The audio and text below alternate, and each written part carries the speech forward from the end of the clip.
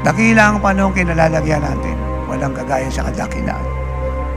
At the same time, siya po'y very crucial. Dahil ito ang panahon at henerasyong bababa ang Lord. At hindi natin alam kung anong oras siya bababa. Pero ito ang panahon ng kanyang pagbaba.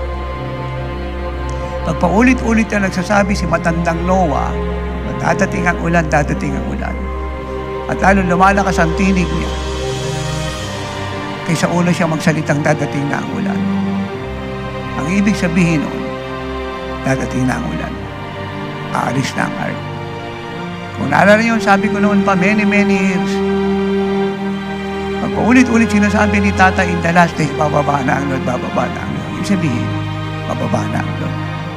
Yung oras na eksena. Na dapat ayusin natin sarili natin. You have to put your house in order. Payuhan yung mga anak. Wala lang kabuluhan ng lahat ng bagay sa mundo. Ang reason lang ba tayo nagtatrabaho? Nag-a-abroad, kumikita ng pera is to finance the mandate. Na mag-impok ng kayamanan sa langit at hindi sa lupa.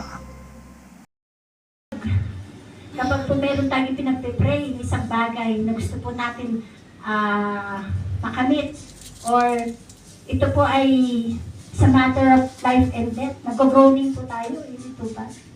Na para pong, sabi nga ni tatay babaeng nanganganak, talaga pong, ganun po, nag-groaning po tayo. Kasi meron po tayong delivered out in the spirit. Amen po.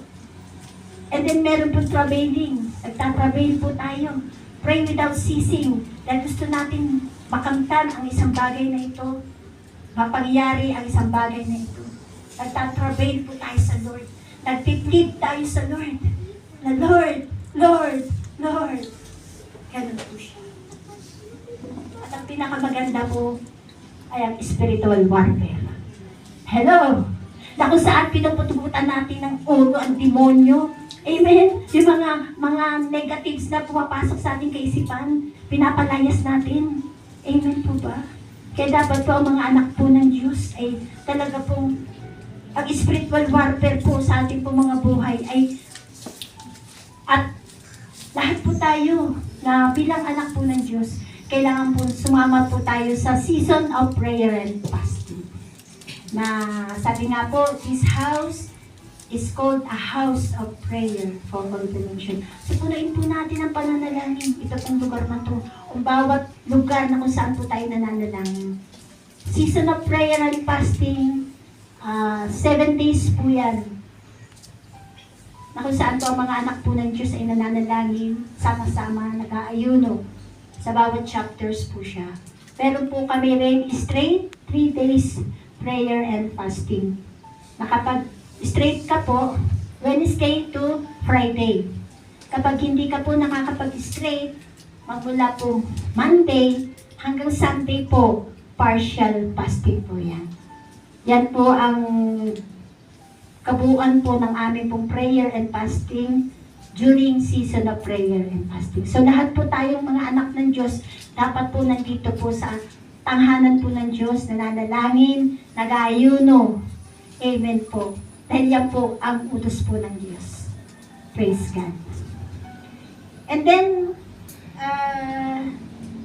during prayer din po ito, nung mga nakalipas pong panahon,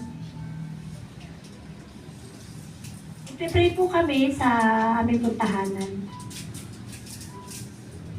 Sa tindi po ng dalaw po ng Diyos, meron po siyang pinakita po sa akin.